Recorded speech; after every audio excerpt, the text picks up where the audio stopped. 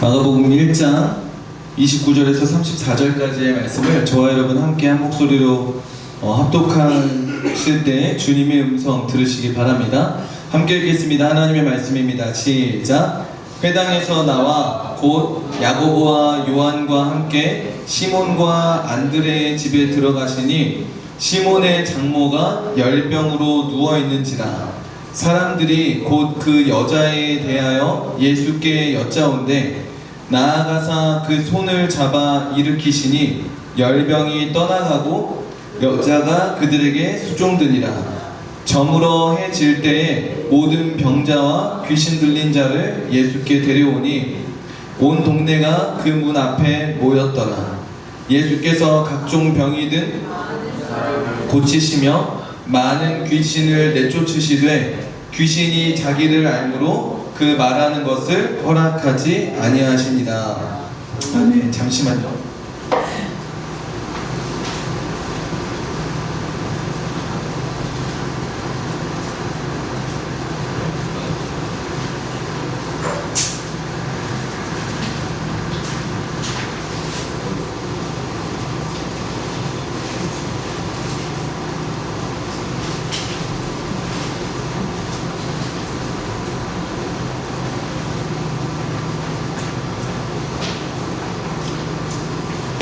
네, 오늘은 마가복음 강의 7번째 시간으로 시몬의 장모가 열병으로 누워있는지라 라는 제목으로 여러분들과 함께 말씀을 나누고자 합니다.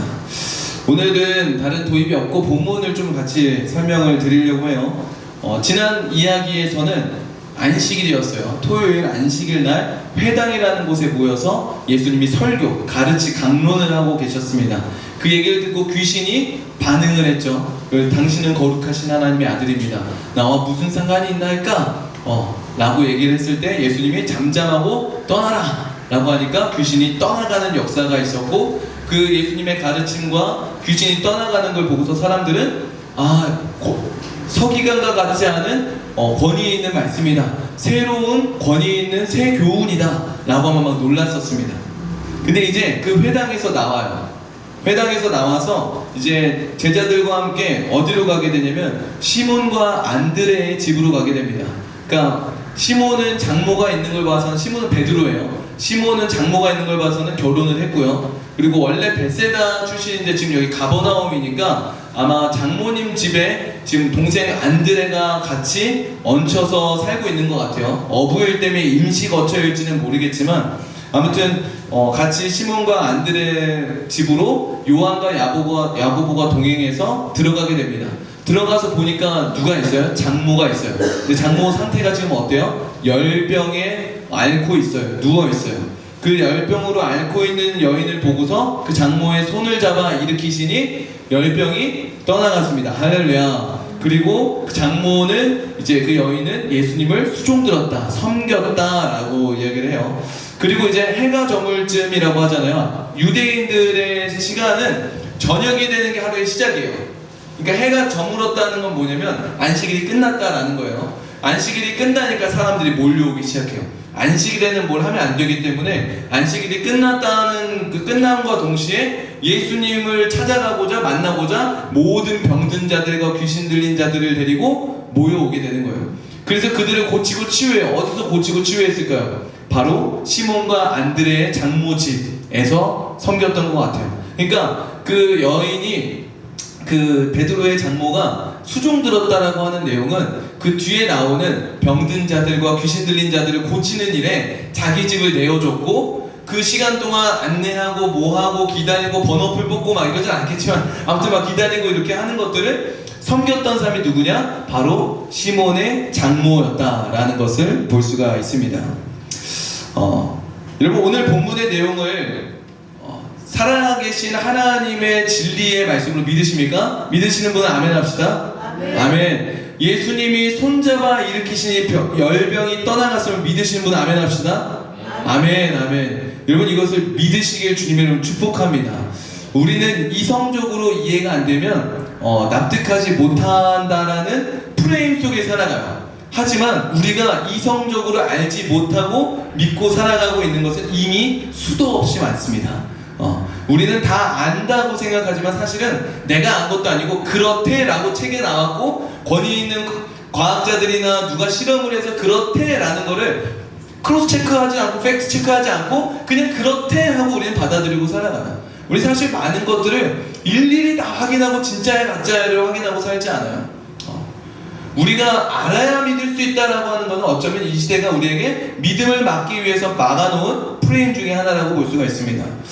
만약에 우리가 정말로 예수님이 손잡아 일으키시면 고침받지 못하는 열병으로 누워있는 자가 일어나 고침받게 된다는 것을 믿는다면 우린 뭐 해야 될까요? 기도해야 되는 거예요. 할렐루야. 여러분 아플 때 기도하시길 축복합니다. 어제도 비치가 자렸는데 코가 막히는 거예요. 그래서 제가 말씀을 준비했잖아요. 예전 같았으면 여보 코 뚫는 약 좀 빨리 어디지 내가 갖고 올게 이러는데 바로 콧등을 이렇게 기한 잡은 김에 코도 높아지라고 그래서 살짝 올려가지고 잡고서 하나님 열병이 떠나가고 치유하시는 하나님을 믿습니다. 주님 이 코에 막혀있는 점막과 부어있는 점막들이 가라앉게 하여 주시옵소서. 하나님 모든 병마가 떠나가게 하여 주시옵소서. 할렐루야 외치고 기도했어요. 그리고 약 넣었죠. 그리고 나서 이제 아침에 비치한테 물어봤어요. 밤에 잠에 깼어? 안 깼어? 안 깼어. 할렐루야 그래. 너무 감사하다 이렇게 비치가. 근데 지금 막혀. 여러분 병원 가지 말라 아니에요. 그런 얘기 아니에요. 그러나 우리의 믿음이 뭔지를 우리가 한번 돌아봤으면 좋겠어요. 정말 예수님이 붙잡아 일으켜주시면 낫는다라고 믿으면 우리의 첫 번째 반응은 뭐여야 돼요? 주님! 하고 기도가 나와야 돼요. 근데 저는 부끄럽게도 주님이 나오기보다 약이 병원은 누가 아파도 오창희 성도님 아프셨을 때도 병원 다녀오셨어요? 병원은 갔다 왔어? 나 병원은 갔다 왔니? 물어보고 믿음이 없는 거죠. 죄송합니다. 그러나 우리가 다시 한번 이 말씀을 정말 하나님의 말씀으로 믿고 하나님의 살아계신 역사로 믿는다면 할렐루야 우리는 기도하는 자가 되어야 될 줄로 믿습니다. 여러분 기도하시길 축복합니다. 아멘. 근데 이제 중요한 거는 또 뭐가 있냐면 오늘 좀 나누고 싶은 거는 제가 권능만 있어도 아픈 분들 막 그냥 다 기도해서 안수기도 다 귀신도 내쫓고 중독도 다 끊어버리고 그럴 수 있으면 좋겠는데 제 기도가 부족한가 봐요. 그런 감동은 없어서 괜히 막 순종도 아니죠. 괜히 하진 않겠지만 제가 좀 집중했던 건 뭐냐면 예수님이 왜 이런 일들을 행하셨을까? 또 마가는 이것을 굳이 왜 이 타이밍에 기록하고 있을까를 좀 고민해봤어요. 저는 예수님이 이런 일들을 보이신 이유는 권능을 보이기 위함이라고 믿습니다. 여러분 따라해볼까요? 권능을 보이기 위해서. 예수님이 권능을 가지신 병마를 내쫓고 귀신을 내쫓고 치유하시는 살아계신 하나님의 아들이다. 할렐루야. 그것을 보여준 사건이라는 거예요. 그걸 왜 보여줬냐? 지난주에 얘기했던 게 뭐였어요? 그 권능 앞에 우리는 내가 누구인지를 알게 된다. 야, 예수님의 권능은 로마의 권능을 무찔러서 뒤집어 엎는 권능이 아니라 내가 누구인지를 알게 해서 내가 하나님의 자녀라는 걸 알게 해서 어떤 로마의 권위든 어떤 세상의 권위든 그 모든 것 앞에서도 굴하지 않는 더 높은 차원의 하나님의 권능 아래 하나님의 자녀가 되었다는 것을 믿고 살아갈 수 있는 권능이다라고 했습니다. 할렐루야. 두 번째로가 그 권위는 질서 안정 너무 중요하지만 살리고 회복하는 능력이다라는 걸 얘기했어요. 그리고 또 얘기하긴 그렇고 오늘 좀 얘기하고 싶은 건 뭐냐면 세 번째입니다. 따라해보겠습니다. 제자를 세우기 위해서. 여러분 오늘 제가 집중하려는 거는 제자를 세운다는 부분인데 이 사건의 핵심은 포인트는 어디에 있냐면 열병에 있어요. 열병. 열병이라고 하는 게 구약 성경의 율법에도 나오거든요. 이 열병을 레위기 26장과 신명기 28장이 나오는데 언제 일어난다고 얘기하냐면 하나님의 언약에 불순종한 자들에게 하나님이 내리는 징계로 등장을 해요. 하나님께 불순종한 자들이 받는 징계로서 나타나는 게 열병을 내가 너희에게 줄 거야 라고 얘기하셨단 말이에요. 물론 시몬의 장모가 무슨 불순종을 했길래 이 열병에 걸렸나 알 수는 없습니다. 언급되지 않아요. 그럼에도 불구하고 열병에 걸린 이 시몬의 장모의 치유 사건을 기록한 것은 아마 이 마가복음을 기록한 마가의 그 첫 번째 그 청중이자 독자를 겨냥한 거라고 생각이 들어요. 제가 계속 거듭 말씀드리지만 마가복음은 로마의 박해가 극심했을 때 기록된 거라고 했어요. 그래서 배교가 있고요, 배신이 있고요, 유혹이 있고요, 그리고 불순종이 판을 치고 무너지는 시대예요. 너 예수와 상관 있어? 그러면 죽어. 너 예수와 상관없어? 그럼 내가 살려줄게 라고 하는 그 생사를 오고가는 그 핍박 속에서 예수를 믿는 것을 어떻게 지킬 수 있을까? 마가는 그 성도들에게 우리는 그럼에도 예수님을 따라야 한다라는 것을 말해주기 위해서 이걸 기록하고 있단 말이에요. 그러면 이 10명이 그때 당시에 사람들에게는 어떻게 다가왔을까를 상상해 본다면, 하나님의 말씀 예수 그리스도를 배신하고 배교하고 돌아서 떠난 이들이 상징된 병이 10병이었다라는 거예요. 왜요? 언약에 불순종한 자들이 받는 징계가 10병이라고 그랬잖아요. 근데 10병에 누워있는 시몬이에요. 그러면 독자들이 읽으면서 뭐가 보였을까요? 자기들이 보이는 거예요. 아, 언약에 불순종한 내 모습이 찔리는 거예요. 그리고 예언처럼 느껴지는 거예요. 아, 내가 이제 불순종했기 때문에 내게도 10병이 내리진 않을까? 그러지 않았을까요? 그런 두려움이 다가왔을 거예요. 물론 그때 당시에 우리는 이렇게 생각합니다. 너 예수 믿으면 죽어, 예수 안 믿으면 살아, 어떡할래? 살기 위해서 예수 안 믿는다고 하겠죠, 많은 사람들이. 그러나 우리가 놓치면 안 되는 게 뭐냐면, 괜찮아질 거라고 생각을 하는데 예수를 안 믿으면 내가 진짜 살 수 있을 거라고 생각하는데 착각이에요. 예수 믿으면 죽고 예수 안 믿으면 산다? 착각이에요. 예수 믿으면 죽어도 살고, 할렐루야. 예수 안 믿으면 살아도 죽는 거예요. 여러분, 이걸 기억하셔야 돼요. 여러분 그거 아세요? 1세기 때 로마의 박해가 어떻게 했었냐면, 아까 계속 얘기하잖아요. 너 예수 믿어? 그러면 넌 죽어. 너 예수 안 믿어? 그러면 살아. 어떡할래? 그래서 저 안 믿어요. 진짜 안 믿어? 네, 저 진짜 안 믿어요. 베드로처럼 저는 그 예수라는 자를 저 저주합니다. 막 이렇게 해요. 그러면 살려줘요. 근데 거기서 끝이 아니에요. 한 번 타협하면 살 수 있을 것 같지만 그건 계속 요구하거든요. 한 번 꿰이면 계속 얽히거든요. 어떻게 하냐면, 콜로세움이라고 하는 그 어떤 원형 경기장에 사자를 풀고, 그리고 거기다가 누구를 집어넣냐면 예수 믿는 사람들을 집어넣는 거예요. 그러면 사자는 며칠을 굶겨놨어요. 사람을 잡아먹어요. 자, 중요한 건 뭐냐면, 배교했던 자들 있잖아요. 배신했던 자들, 예수 안 믿는다고 했던 자들, 그들을 맨 앞줄에 앉혀요. 감독관과에 2명씩 앉혀요. 그리고 옆에서 봐요. 남들은 그걸 보면서 우와, 잡아먹어라, 잡아먹어라, 우, 이렇게 한단 말이에요. 예수를 안 믿겠다고 배신했던 이들이 1열에서 그거를 보면서 환호성을 치고 신나서 기뻐하며 외치지 않으면 얘 배교한 거 거짓말이야, 죽여. 내가 살려면 어떻게 해야 돼요? 가족과 같았던 내 공동체원들이 사자에게 잡아먹히는데 먹어라, 이거를 해야 되는 거예요. 살아도 산 게 아니에요. 로마는 잔인해요. 로마만 잔인할까요? 세상은 잔인해요.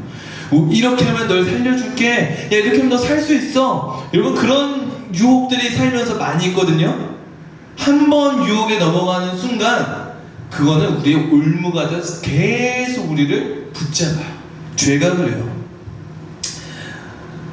결국 이 타협은 우리를 살리는 길이 아니라 더 비참함과 절망과 고통에 빠뜨린다는 것을 기억하시길 바랍니다. 그런데 그 10병과 같이 예수를 부인한 자들에게 오늘 누가 찾아가시는 거예요? 예수님이 찾아가시는 거예요. 할렐루야. 먼저 찾아가셔서 뭐 하시는 거예요? 손 잡으시는 거예요. 할렐루야. 그리고 일으켜 세우시는 거예요. 할렐루야. 그러니 뭐가 어떻게 돼요? 10병이 떠나가는 거예요. 할렐루야. 10병이 포기했다라는 뜻이거든요. 10병은 뭘 의미했어요? 하나님의 징계였어요. 근데 그 징계가 어떻게 된 거예요? 떠나간다. 할렐루야. 떠나가는 거예요.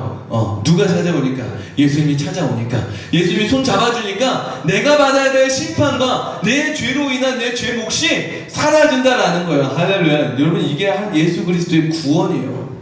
여기 손잡고 일으키다라고 하는 이 단어가 회당장 딸 야이로를 살릴 때 일으키다라는 단어고, 예수님이 죽음에서 부활할 때 하나님이 그를 일으키셨다라는 단어랑 같은 거예요.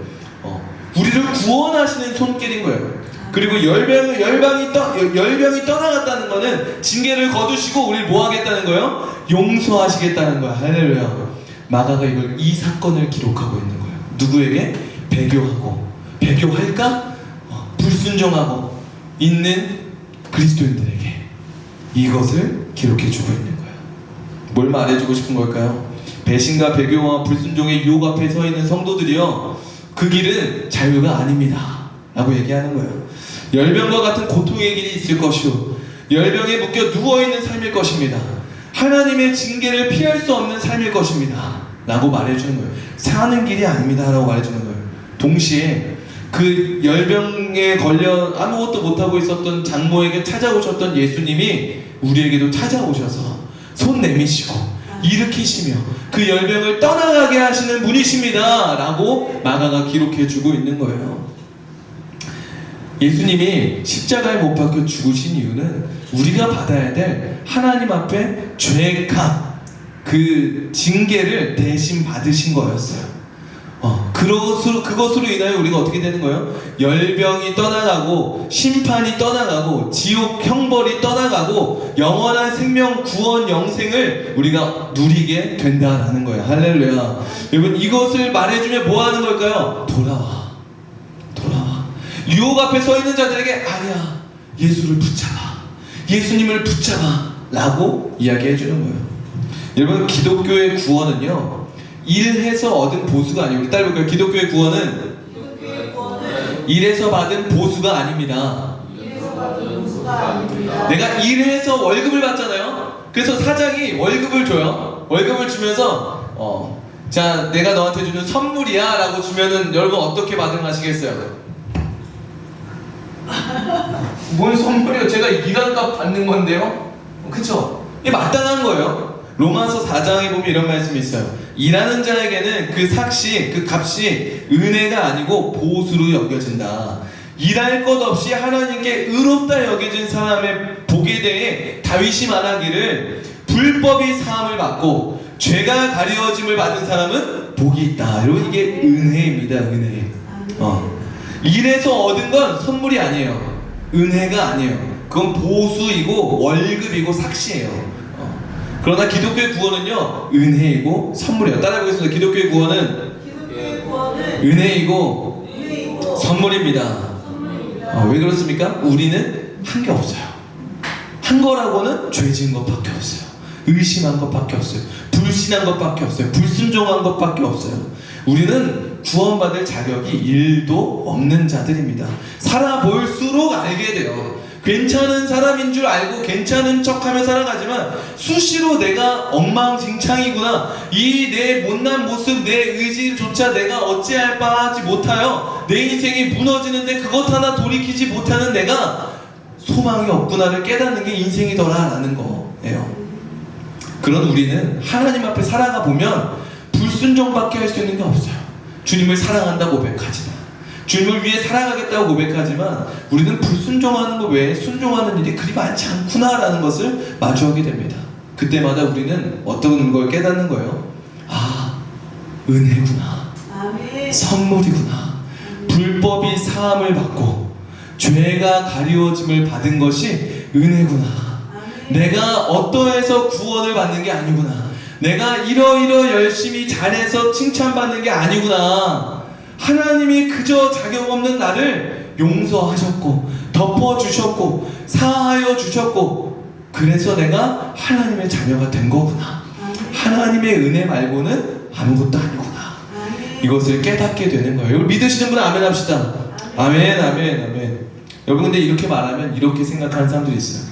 아, 목사님 맞는데 그렇게 하면 마치 죄를 지어도 다 용서받는다고 생각합니다. 그렇게 얘기하시면 안 됩니다 라고 걱정과 우려에 말을 하는 사람들이 꽤나 있습니다. 그러나 그럼에도 불구하고 저는 그 말에 동의할 수가 없습니다. 물론 죄를 범하지 않는 거 굉장히 중요해요. 죄를 범하면 안 됩니다. 그러나 예를 들어 이런 거예요. 어차피 용서받을 거 죄 지으면 어때? 우리가 유혹 앞에 어차피 내가 이번에 불순종해도 하나님 용서하실 테니까 하고 짓는 거 잘못된 거죠. 잘못된 거예요. 두 가지 측면에서 잘못된 건데 로마서 6장 2절 보면 이렇게 돼 있어요. 은혜를 더하게 하려고 죄에 거하겠느냐? 그럴 수 없다. 죄에 대하여 죽은 우리가 어찌 그 가운데 더 살 거냐? 무슨 말이냐면 우리의 믿음은요, 내가 이제는 죄에 대하여 죽었고 예수와 함께 십자가에 죽었고 이제 하나님께 대하여 살아난 새로운 피조물이 되었다. 할렐루야. 이게 우리의 믿음이에요. 우리의 믿음은 단순히 내가 용서받았다, 내가 천국 간다, 이 믿음이 아니고 내가 이제는 내가 주인 되어 살던 죄에 대해서 난 이제 죽었고 예수와 함께 십자가에 못 박혀 죽었고 나는 이제 예수의 부활과 함께 하나님께 대하여 살아난 하나님의 백성이야 라고 하는 새로운 정체성을 믿는 거예요. 이게 믿음이야. 할렐루야. 이 믿음을 가진 자가 이전에 죽었다라고 얘기하는 저 모습을 내가 사랑할 수 있을까요? 사랑하면 안 되는 거예요. 유혹이 될 수 있어요. 습관에 따라 나타날 수 있어요. 그러나 그때의 그 모습을 사랑하고 저거 한번 죄 지으면 어때? 어차피 죽었는데 내가 저 모습 한 번 더 내 죄 짓는다고 해서 뭐가 달라져? 난 살아났는데 이거는 배은망덕하다라고도 얘기할 수 있고 죄가 죽었다라고 하는 믿음이 아닌 거예요. 여전히 이 죄를 사랑하는 내 모습이 살아있는 거죠. 또한 제가 지난번에 한번 얘기했지만 하나님은 인격적인 분이세요. 따라하고 있습니다. 하나님은 인격적인 분이십니다.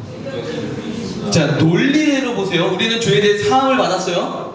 그러면 죄를 지어도 용서받을까요? 안 받을까요? 받아요. 논리로는 그래요. 그러나 예를 들어 이런 거예요. 제가 아내가 여보 어떤 죄를 지어도 내가 용서해 줄게, 여보가 바람을 펴도 내가 용서해 줄게 해가지고 제가 바람을 폈어요. 근데 용서받았어요. 근데 다음번에 또 제 마음에 드던데, 그래서 가슴이 콩닥콩닥 뛰는데 어차피 용서해 주겠지? 하고서 또 바람을 피면 안 되는 거겠죠. 이거는 인격이잖아요. 그러니까 논리적으로는 맞아요. 용서해 주겠죠. 법으로 잡았다면 맞겠죠. 그러나 하나님 인격자라는 건 뭐냐면 하나님도 감정이 있으세요. 하나님도 속상하시고요, 하나님도 분노하시고요, 하나님도 후회하시고요, 하나님도 기뻐하시는 감정이 있으신 분이에요. 그러니 용서하실 거지만 그분이 어떻게 하신다는 거예요? 마음 아파하신다는 거예요. 우리가 죄를 또 짓는 일들을 속상해 하시고 때로는 분노하시고 질투하시고 우리를 징계하기도 하신다는 거예요. 하나님은 인격적인 분이세요. 그 하나님을 그냥 법칙 따위로 어떤 그냥 규칙 따위로 만들어버리면 안 돼요. 하나님이 어떤 분인지를 우리가 안다면 또 죄를 짓는 일을 우리는 진지하게 곱씹고 또 곱씹고 고민하고 고민하는 가운데 죄를 짓더라도 이 설교가 이상해지는 것 같은데 아무튼 고민해야 된다라는 거예요. 이해가 되시죠? 그럼에도 우리는 뭐합니까? 불순종해요. 우리는 불순종할 수밖에 없어요. 그러니까 어쩔 수 없다가 아니라 결국 우린 무너지고 넘어지는데 구원은 내가 안 넘어져서 받는 게 아니라 예수를 믿어서 구원받는 거야. 할렐루야. 열처녀 비유가 있거든요. 모르는 친구들이 있는데 설명이 너무 길어가지고 간단히 말씀드리면 신랑이 오기 전까지 준비가 돼 있어야 됐어요. 근데 기다려야 됐어요. 근데 기름 준비된 자만 들어갈 수 있거든요. 근데 신랑이 왔을 때 등불은 있는데 기름이 준비되지 않은 5 처녀는 그 신랑과 함께 들어가지 못하고 기름이 준비되었던 5 처녀는 신랑과 함께 혼인잔치에 참여하게 돼요. 근데 중요한 게 뭐냐면 그 이야기 보면 10 처녀 모두 신랑이 오기 전에 다 잠들어요. 내가 깨어있어야지. 난 깰 거야 막 해서 우리가 구원을 얻는 게 아니에요. 기름을 가지고 있어서 성령님이 내 안에 계셔서 예수님을 내가 믿기 때문에 우리는 들어가게 되는 거야. 할렐루야. 우리의 구원은 우리가 이루는 게 아니에요. 그렇기 때문에 우리는 뭐 하는 거예요? 자격 없는 날 먼저 사랑하시고 자격 없는 내게 은혜로 구원을 선물로 베풀어 주신 하나님의 은혜를 믿고 불순종해도 또 뭐 하는 거예요? 또 일어나는 거예요. 실수하고 좌절하고 또 내가 또 반복된 죄 가운데 빠져드는 것 같아도 정신 차리고 다시 돌아가는 거예요. 포기하지 않은 자가 구원을 받아요. 이거 성경으로 말하면 이렇게 하는 겁니다. 끝까지 견디는 자가 구원을 받는다. 할렐루야. 한 번도 안 넘어지리라는 사람은 끝까지 못 가요. 포기하게 돼요. 그러나 수없이 넘어지기를 반복해도 수없이 반복해서 일어나지 않은 꼴이 나게 되는 줄로 믿습니다. 할렐루야. 여러분, 오뚜기 신앙을 가지시길 축복합니다. 넘어지는 걸 두려워하는 게 아니라 일어서는 자들이 되길 소망하고 축복합니다. 그 은혜를 아는 자가 뭐 하는 거냐면 순종함으로 나아가는 거예요. 오늘 본문에서도 장모가 뭐예요? 나음받고 예수님께 순종해요. 누가 제자의 삶을 살아갈까요? 내가 제자로서 살아낼 거야를 못 살아내요. 100% 장담하는데 예언하는데 무너집니다. 100% 무너져요. 가리고 있을 뿐이죠. 들켜요. 근데 그것도 누가 예수님을 따르는 제자가 되냐면 은혜 받은 자가 따라가는 거예요. 할렐루야. 받은 자가 드리게 되어 있어요. 예수님 이런 말씀하셨죠. 사함 받은 일이 적은 자는 적게 사랑한다. 용서를 적게 받은 사람은 적게 사랑해요. 근데 반대로 얘기하면 많은 용서를 받은 사람은 많이 사랑해요. 내가 주님을 얼만큼 사랑하는가, 그건 내가 얼만큼 용서받았다고 믿는가에 양과 비례한다고 보시면 됩니다. 많이 용서받은 자, 많이 가리움을 받은 자, 그 사람이 많이 사랑하고 많이 순종하고 많이 따라가게 되는 거예요. 여러분, 사단은요 우리에게 받을 복을 기대하게 만들어요. 앞으로 미래의 가치에 대해 자꾸 집중하게 만들어요. 그래서 뭐 하게 되냐면 꿈꾸게 해요. 그리고 열심히 있게 해요. 특심을 갖게 해요. 그러나 미래의 가치를 바라보는 사람은 어떻게 되냐면 고난과 환난과 문제 앞에 도망치게 되고 떠나게 되고 멈추게 돼요. 그 앞에 예수를 따르는 제자의 길이 아니라 예수를 떠나는 무리들의 길을 걸어가게 됩니다. 사단은 우리의 가치를 어디에 두게 한다고요? 미래에 두게 해요. 그래서 놓치게 하는 게 뭐냐면 과거에 우리가 받은 진짜 가치를 놓치게 만들어요. 우리의 진짜 가치는 뭐예요? 불변의 가치는 뭐예요? 예수님이 우리를 죽기까지 사랑하셨고 그 예수를 믿으면 우리는 하나님의 자녀가 됐다라는 거예요. 할렐루야. 이것을 믿어야 되는데 사단은 자꾸 여기에 집중하지 않고 내가 이룰 꿈과 앞으로의 미래와 앞으로 내가 얻을 것들을 바라보게 만들면서 뭐의 무게를 자꾸 약화시켜요? 은혜의 무게를 약화시키는 거예요. 은혜를 자꾸 잊게 만드는 거예요. 받은 것을 잊게 만드는 거예요. 그러면서 뭘 자꾸 보게 해요? 받을 거를 바라보게 해요. 그러면 받을 걸 바라보면 순종하려 하지 않아요.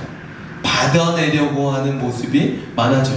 받아내려는 마음이 많아지면은 받을 게 없어지는 순간 떠나게 되는 거예요. 뭘 놓친 거예요? 은혜를 놓치게 된 거예요. 또한 미래의 가치를 자꾸 바라보는 사람들 뭐 하냐면 내 가치를 증명해내려고 합니다. 내가 가치 있기 위해서 서로 비교해요. 시기하고 질투하고 경쟁합니다. 그 가치를 증명하려고 해요. 그러나 여러분, 가치는 증명되는 게 아니에요. 따라해보세요. 가치는 증명되는 게 아닙니다. 죄송해요. 가치는 증명하는 게 아닙니다. 가치는 증명되는 것입니다. 여러분, 가치는 내가 증명해내는 게 아니에요. 우리의 가치는 정해졌어요. 할렐루야. 하나님의 자녀라는 거예요. 이거는 증명되는 거예요. 언제 증명될까요? 고난 중에 증명이 되는 거예요. 가치 없게 여겨질 때 증명되는 거예요. 제가 아까 뭘 갖고 왔냐면 5만원짜리. 저 5만원의 가치를 알죠? 벌써 입가에 미소가 생기는 사람들인데 주는 거 아니에요. 자, 5만원의 가치가 있어요. 자, 제가 5만원을 드린다고 가정하고 자, 이렇게 꾸겼는데 받으실 건가요? 당연히 받으시겠죠. 받으실 건가요? 네, 받으시겠죠. 제가 친구에 진짜 뱉진 않을게요. 퇴 해가지고 어차피 안 할 거니까. 네, 받을 건가요? 그러면 이렇게 받아가지고 은행에 갖다 줄 건가요? 네, 받겠죠. 왜요? 여기다 뭔 짓을 해도 이 가치는 변했어요? 안 변했어요? 안 변했어요. 이거예요. 이미 부여된 가치를 아는 자는 누가 뭐라고 여러분들에게 가치를 평가해도 뭐라고 여러분들에게 이야기를 해도 흔들리지 않는 거예요. 성경은 뭘 얘기하냐면 이미 우리에게 부여된 가치가 있다는 거야. 할렐루야. 예수 그리스도를 믿음으로 우리 하나님의 자녀가 됐다라는 거예요. 그것을 믿는 자는 세상이 너 왜 그렇게 생겼어? 너 왜 그것밖에 못해? 너 왜 그것밖에 안 되는 거야? 상관이 없는 거예요. 거기에 흔들리지 않는 거예요. 근데 이 부여낸 가치를 모르면 나 왜 구겨졌지? 남들보다 왜 크기가 작지? 난 왜 냄새가 나지? 목사님이 뭘 닦았나? 예수님도 마찬가지예요. 예수님 볼까요? 예수님도 인간의 몸으로 오셨어요. 창조주가.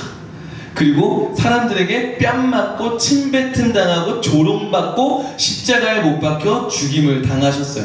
저주 받으셨어요.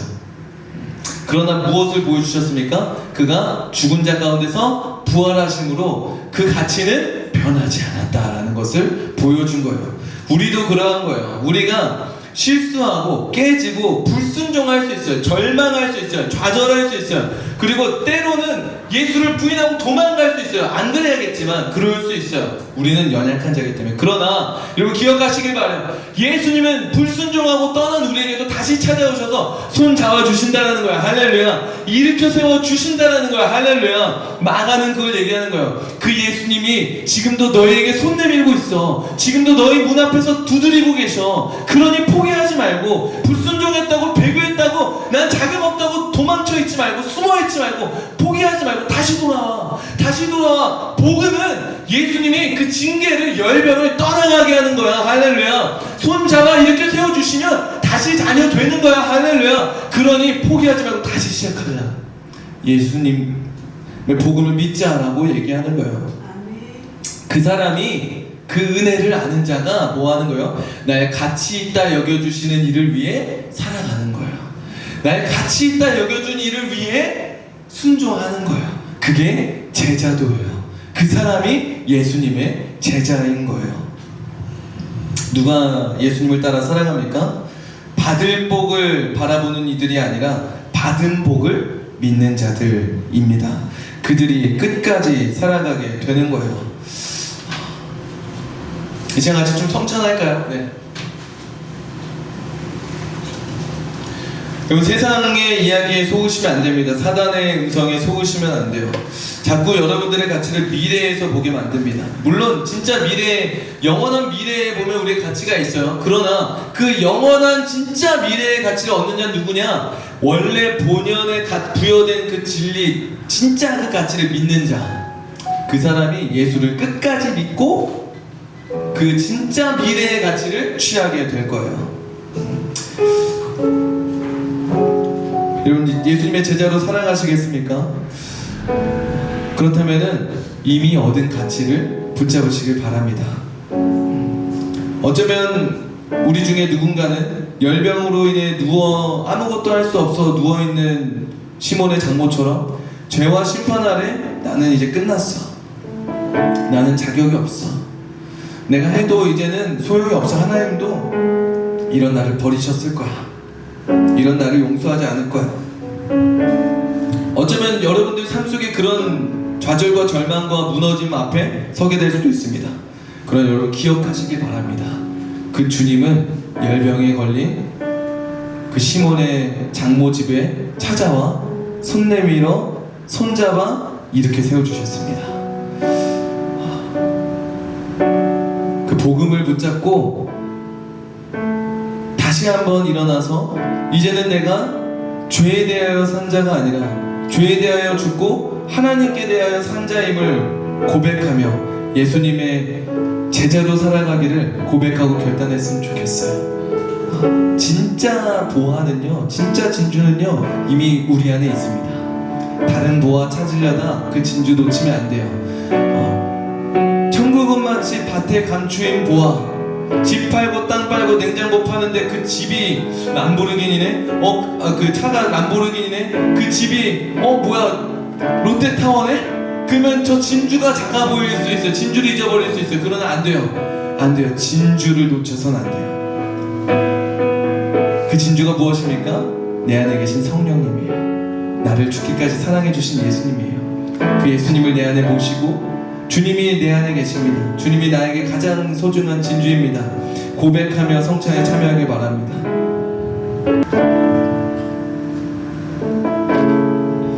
이제 함께 좀 기도합시다. 날 가치 있다 하시는 나를 죽기까지, 하나님의 생명을 버리기까지, 자신의 생명을 내어주기까지 우리가 가치 있다고, 사랑한다고 말씀해 주시는 그 하나님의 은혜에 감사합니다. 하나님, 나는 그 사랑받은 자녀입니다. 나는 무한한 가치를 지닌 하나님의 존귀한 자녀입니다. 주 이것을 믿습니다. 주님 감사합니다. 그리고 우리 함께 좀 기도하며 나아갈까요? 우리 함께 기도하겠습니다. 우리 한 가지 더 놓고 기도하기 원합니다. 가치는 증명하는 게 아니에요. 가치는 증거되는 거예요. 어떤 상황에도 우리가 받은 이 가치와 이 진주와 복음을 붙들 때 우리의 삶을 통해 그 가치는 증명되는 겁니다. 별거 아닌 것 같은데 쟤는 그걸 포기하지 않네. 사자굴에 잡혀 죽는 그 순간에도 예수님을 찬양하고 평안한 모습으로 죽음을 맞이하네. 그게 무엇이기에? 도대체 그 예수란 자가 무엇이길래, 그 구원이 무엇이기에 저들은 저럴 수 있는가? 가치는 고난 중에, 빼앗기는 중에 증명되는 것입니다. 우리의 삶에 어려움이 있습니까? 문제와 어려움과 어떤 박해와 고난이 찾아옵니까? 그때 기억하시길 바랍니다. 그때 고백하시길 바랍니다. 하나님, 나는 가치를 증명하는 자가 아닌 증거되는 자로 살아가겠습니다. 예수님을 붙잡는 삶을 살아가겠습니다. 포기하지 않는 삶을 살아가겠습니다. 그렇게 고백하며